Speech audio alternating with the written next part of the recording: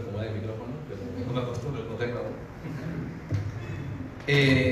Siguiendo todo el viaje, estamos empezando el Evangelio de Marcos.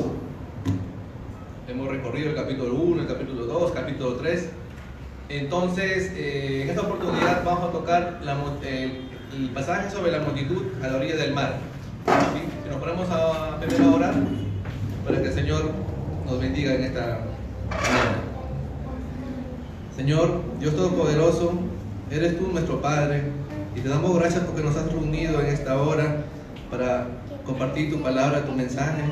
Señor, que seas tú ministrando este momento, que seas tú, Señor, y palabras tuyas las que quiere oír tu pueblo. Señor, bendícenos siempre, Señor, que tu consejo esté siempre en nuestros corazones y nos guarde de todo mal. En el nombre de Cristo Jesús. Amén. A ver, vamos a Marcos capítulo 3, versos del 7 al 12. Vamos a leer todos juntos. Marcos capítulo 3, versículos del 7 al 12. Dice, lo voy a leer en la versión Biblia de las Américas. Jesús se retiró al mar con sus discípulos y una gran multitud de Galilea le siguió y también de Judea, de Jerusalén, de Idumea, del otro lado del Jordán y de los alrededores de Tiro y Sidón. Una gran multitud que al oír todo lo que Jesús hacía vino a él y dijo a sus discípulos que le tuvieran lista una barca por causa de la multitud para que no le oprimieran, porque había ganado a muchos, de manera que todos los que tenían aflicciones se le echaban encima para tocarle. Y siempre que los espíritus inmundos le veían, caían delante de él y gritaban diciendo: tú eres el Hijo de Dios. Y les advertía con insistencia que no revelaran su identidad. Amén. Entonces vemos que este sermón, hermanos, va a constar de dos partes. La primera parte vamos a ver la ubicación de este pasaje respecto a lo que ya se ha ido enseñando de los primeros capítulos, y luego procederemos a una exposición en sí del pasaje. La ubicación del pasaje, si nos damos cuenta, es una transición entre una primera sección y una segunda sección. Dirán ustedes, ¿cuál es la primera sección? La primera sección comienza en Marcos capítulo 1 del verso 16, donde inicia Jesús con el llamado a sus discípulos. Comienza a llamar a ciertas personas para que la acompañen, y ese pequeño grupo la acompañaba, culminando esto en Marcos capítulo 3 verso 6. Una segunda sección que comienza con que Jesús se retira al mar de Galilea. Eso es un resumen, hasta el versículo 12, es un resumen de todo lo que ha acontecido hasta ese momento, para seguir con otra sección, que es ya el llamado apostólico. O sea, tenemos una primera parte que es el llamado a discípulos, este pasaje que estamos estudiando, que es la transición para pasar a otra etapa del ministerio de nuestro Señor Jesús en la tierra, que es el llamado a los 12 apóstoles. Entonces, vamos a hacer un repaso de lo que ha pasado en la primera sección, para todos aquellos que se la han perdido. Vemos que este primer encuentro con Jesús que tiene con el pueblo judío, él trata de mostrarse como el Mesías. Entonces, veamos lo que pasó. Por ejemplo, él se presenta como Mesías. Veamos Marcos capítulo 1, verso 21 rápidamente. ¿Sí?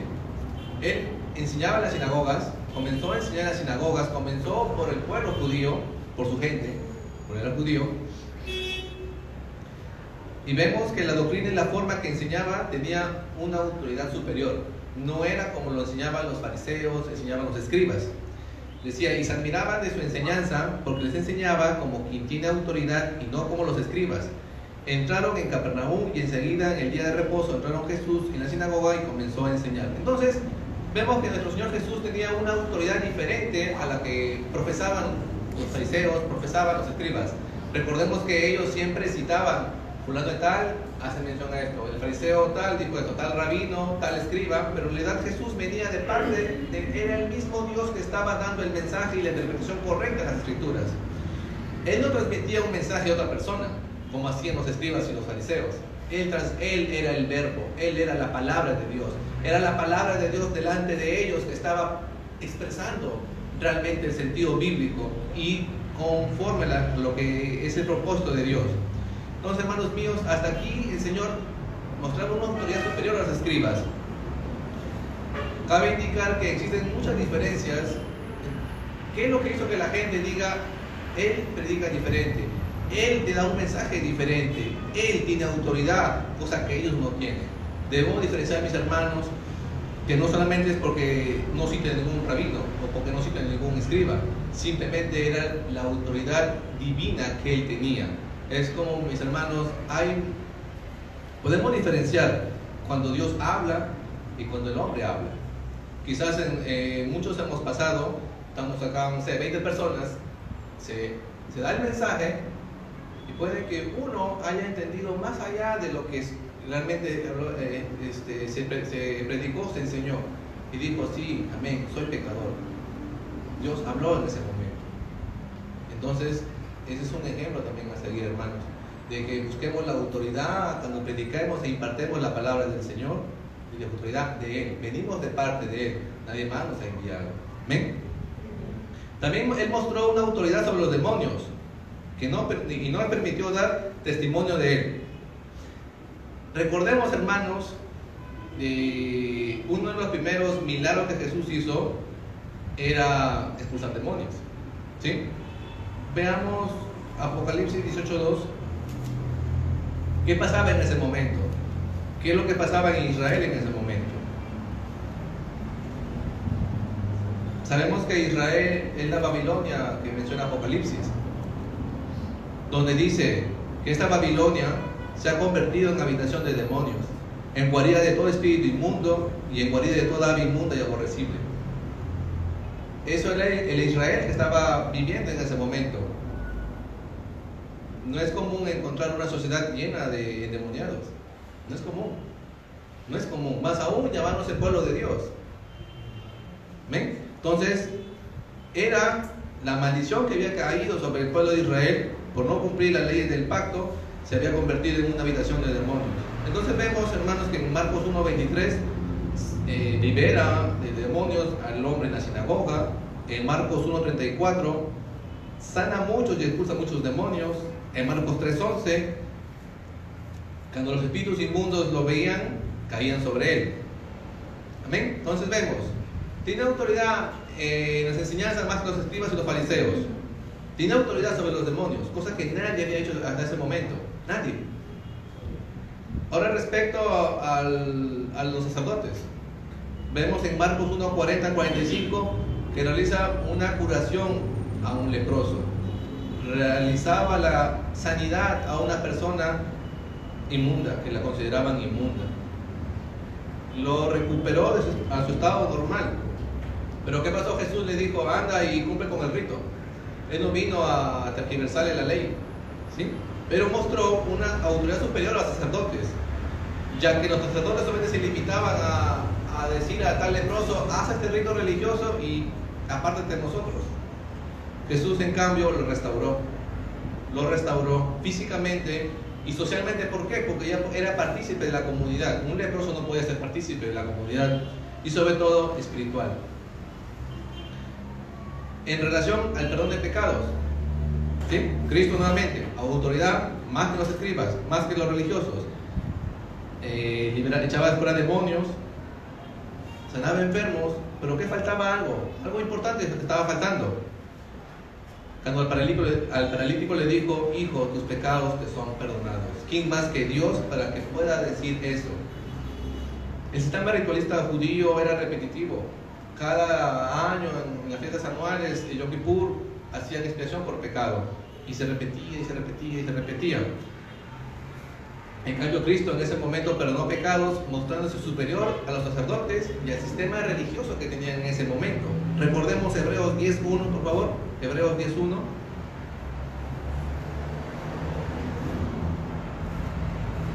Hebreos 10:1.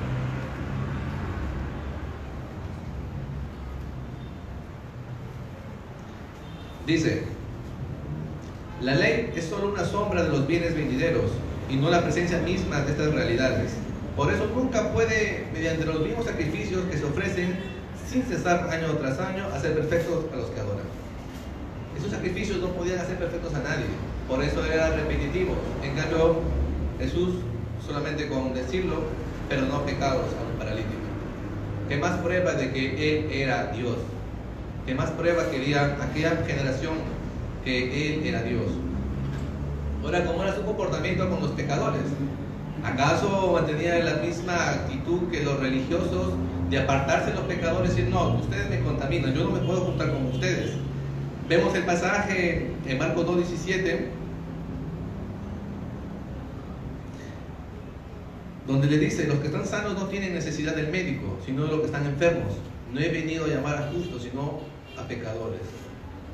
Él se presenta como un médico divino en la casa de Mateo, juntamente con sus compañeros recaudadores de impuestos. Él no se aisló a los pecadores, Él vino más bien por ellos. Él vino por ellos, nuevamente mostrándose con más amor que aquella gente que profesaba la ley de Dios.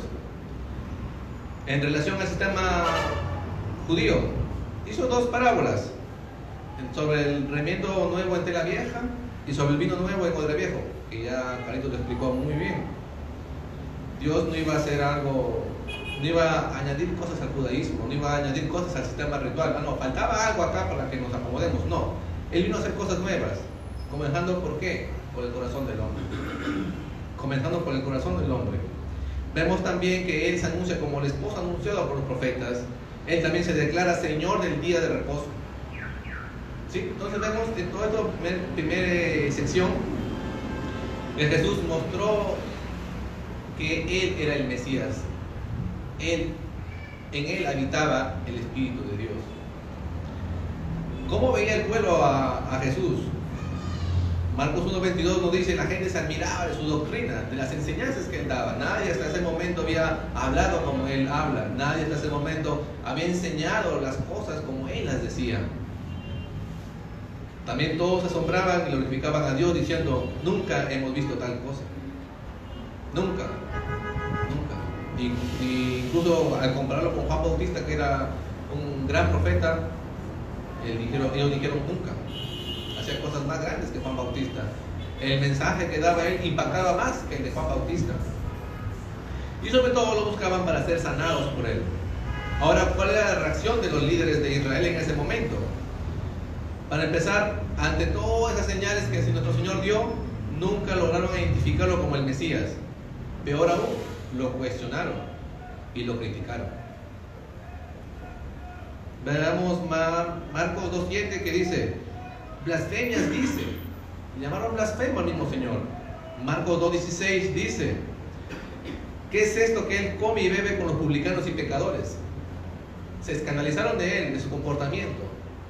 Él nunca pecó, sin embargo ellos se escandalizaron porque no cumplía su religión.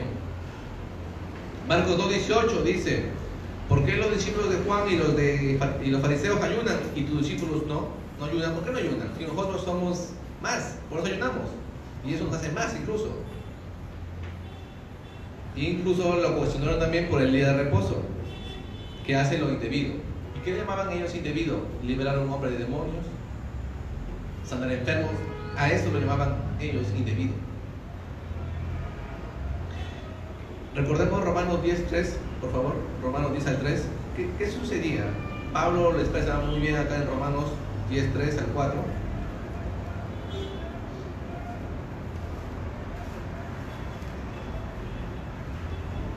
Dice, pues desconociendo la justicia de Dios, ¿quiénes?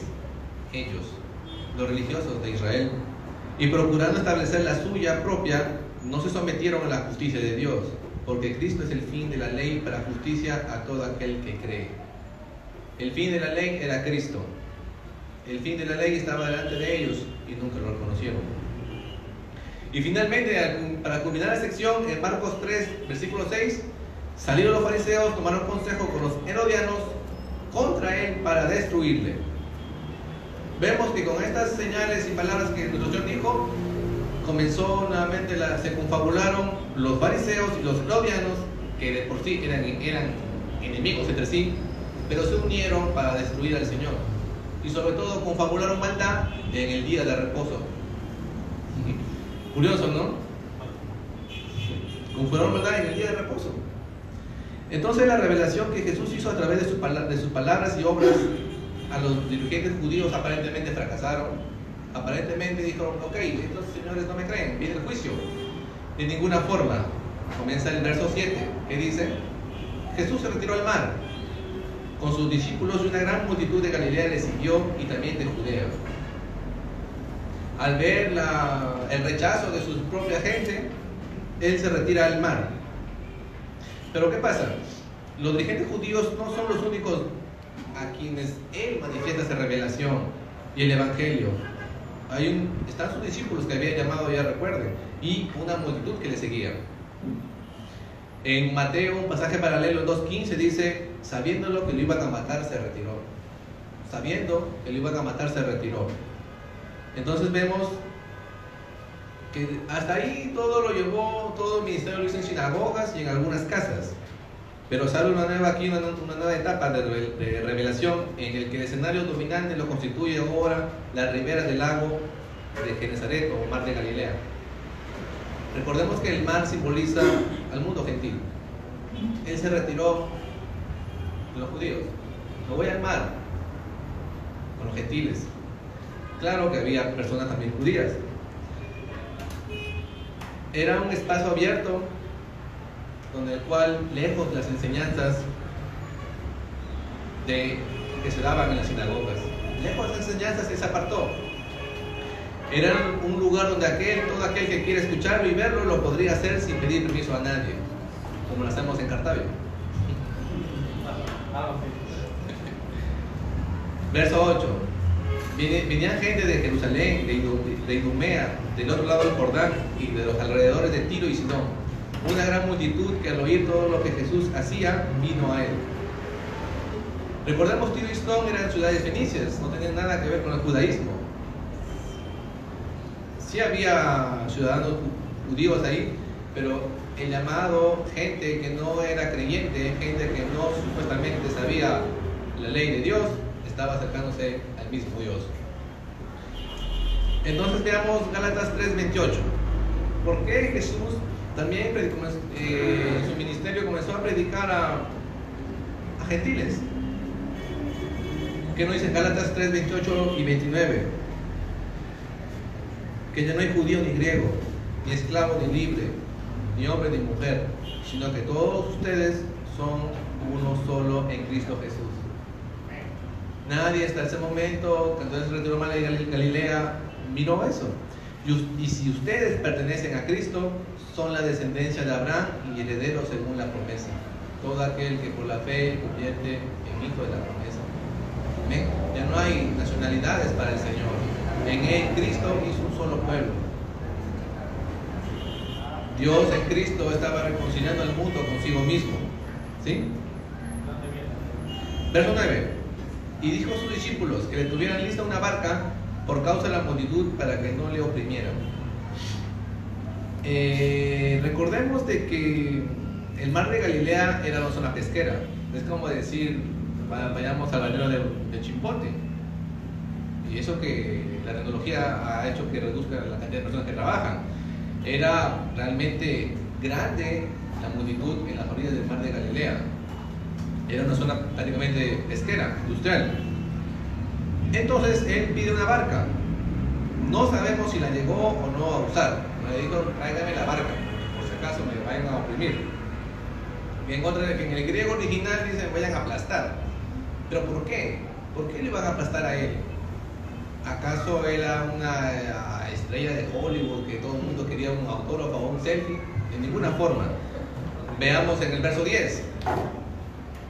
Porque había sanado a muchos, de manera que todos los que tenían aflicciones se le echaban encima para tocarle. Es decir, querían caer incluso sobre él, tirarse sobre él. Era realmente un escenario patético. Ahora, no es porque sean hostiles, no es porque quieran ser hostiles hacia él, sino que su ansiedad era demasiado. La ansiedad que tenían para ser sanados era demasiado, que incluso se tiraban por encima de él. Por eso nuestro Señor pidió una barca, por si acaso. Lucas 6:19, un pasaje paralelo dice: así que toda la gente procuraba tocarlo, porque de él salía poder que sanaba a todos. Recordamos hasta ahí que todos buscaban aflicciones solamente de enfermedad y en unos casos de endemoniado. Hasta ahí la gente buscaba eso. Ahora, estas señales que el Señor hizo en el mar de Galilea y todo lo que vimos en los pasajes anteriores de Marcos, era solamente, como vimos también en la predicación sobre los milagros, era solamente para autenticar la persona y el mensaje. Decir, yo soy el Mesías. Yo soy el Mesías. Vamos al verso 11. Y siempre que los espíritus inmundos le veían, caían delante de él y gritaban diciendo, tú eres el Hijo de Dios.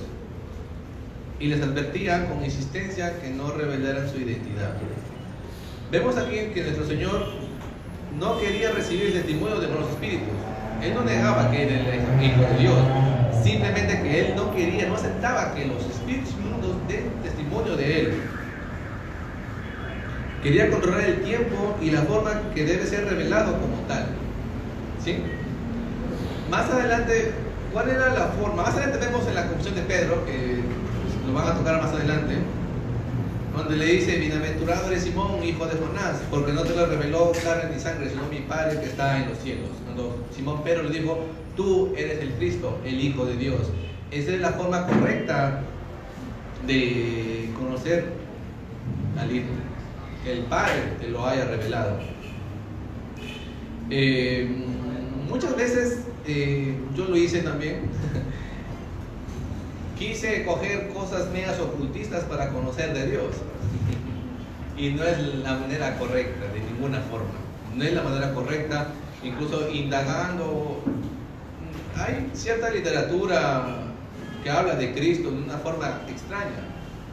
Si alguno lee, el que me ve quizás por internet, lee y quiere conocer de Dios a través de cosas que no son bíblicas, no lo van a conocer. Van a conocer a un Cristo distorsionado. Entonces, llegamos acá al punto en que en el verso 12 es el último verso del pasaje. Entonces, para dar paso a la siguiente sección, vemos que en esa multitud de gente que estaba a las orillas del mar, Él escoge 12, ¿sí? Y con eso inicia la nueva sección, que lo veremos ya con Carlitos quizá más adelante. Pero ¿qué es lo que pasa acá en las orillas del mar? ¿Qué ha sucedido? La predicación a multitudes quizás se ha convertido hoy el día a día de mucha gente, gente que quiere imitar la multitud que le seguía a Cristo, creyéndose ellos seguidores de Cristo. Pero recordemos que los motivos que a Jesús le movían era para autenticar el mensaje y decir, yo soy el Mesías. ¿Sí? Si bien es cierto, la causa, vimos que hasta ese momento solamente todos eran enfermos, estaban endemoniados. Nadie quizás buscaba perdón de pecados, todos se tiraban encima de él, buscaban una sanidad externa. Entonces, vemos que el pecado, sabemos todos que el pecado es el origen de la muerte y de todas las aflicciones, entre las enfermedades. Si bien es cierto, como dice Isaías, que por sus heridas fuimos curados, Dios sí puede obrar milagros, pero no de la forma como se practica actualmente. ¿Algún día seremos libres de enfermedades? Sí. Cuando recibamos nuestros cuerpos glorificados, ahí se completará nuestra redención completa. Pero el Señor puede sanar milagros, pero primero puede sanar enfermedades, pero primero tiene que eliminar el origen de todo. ¿Cuál es? El pecado. El pecado, como nos dice Mateo 15:19, porque del corazón salen los malos pensamientos, los homicidios, los adulterios, las fornicaciones, los hurtos, los malos testimonios y las blasfemias. Esa es la raíz principal de los hombres. Esa es la raíz, lo que nos aleja de Dios, lo que quita esa relación con nuestro Creador, el pecado. Entonces, preocupémonos primero por las plagas y enfermedades de nuestra alma. Nuestra alma sin Cristo está enferma. Incluso si nos hemos apartado de Él, se ha enfermado. En esa multitud, como hoy hemos triplicado los cristianos, puede haber personas creyentes que día a día lidian con el pecado, lidian con las tentaciones ¿sí? En esa multitud también pudo haber habido gente. Entonces, ¿qué le queda a ellos decir? Que continúen lucha contra el pecado y contra el reino de Satanás, porque en Cristo somos más que vencedores. Porque como dijo Pablo, ya no vivo yo, sino Cristo vive en mí. Aquellos cristianos que han caído, aquellos que están frustrados, aquellos que después de levantarse han pecado y ahora está enferma su alma y se siente plagado de tantas cosas. Realmente cuando uno peca, el alma se enferma, tristemente. Pero ¿qué podemos decir? Hagamos como David, que dijo: devuélveme el gozo de tu salvación y sosténme con un espíritu de poder. ¿Ven? Aquel creyente que quizás confía aún en sus obras, tenga cuidado. Le repito el verso: pues conociendo la justicia de Dios y procurando establecer la suya propia, no se sometieron a la justicia de Dios, porque Cristo es el fin de la ley para justicia de todo aquel que cree. ¿Ven? Entonces, aquella persona, aquel creyente que aún confía en 1% de sus obras, recuerden, no confía en la justicia suya, recuerden confiar en la justicia de Dios, que es Cristo Jesús. Quizás también haya escuchado muchos sermones, muchos mensajes, pero solamente eres simpatizante con alguna iglesia. Recuerda que Dios ha hablado muchas veces y de muchas maneras. Y es otra oportunidad que el Señor te da, que solo Él te puede sanar las enfermedades del alma. ¿Amén? Aquellas personas que incluso pueden estar en la iglesia, profesándose creyentes, pero en el oculto pecan. Es terrible su enfermedad que llevan por dentro. Es terrible la lepra que pueden llevar siendo inmundos. Solo ellos mismos se aíslan de la congregación de los santos. También el Señor a ellos ha venido a llamarlos. Por aquellos que nos visitan por primera vez, como dijimos, como dice Jeremías, engañoso es el corazón más que todas las cosas y perverso, ¿quién lo conocerá? ¿Sí? ¿Quién puede decir no tengo pecado? Quizás muchos no vemos la magnitud de eso, pero veamos nuestra vida ahora, aquellos que no conocen al Señor aún, aquellos que todavía tienen un acercamiento a la iglesia. Veamos nuestra vida aún cómo está. ¿Andamos en gozo y paz? Tenemos que quizás muchas veces mendigar cosas allá afuera para distraer la mente o el corazón, cuando el Señor es nuestra verdadera paz. Entonces, ven a Cristo, que Él te dará un nuevo corazón, perdonará tus pecados y te dará la capacidad también para perdonar a aquellos que te han hecho daño. No te pases la vida echando la culpa a otros. El pecado, el mayor problema es nuestro pecado, nuestro corazón, que nos hizo tomar decisiones incorrectas. ¿Sí? Y sobre todo, hermanos, les dejo esta reflexión. Muchos se pueden tirar encima del Señor, muchos pueden apretar al Señor, pero pocos pueden llegar a tocarlo. ¿Amén? Oremos. Gracias, Señor, por la oportunidad que tú nos das en esta mañana.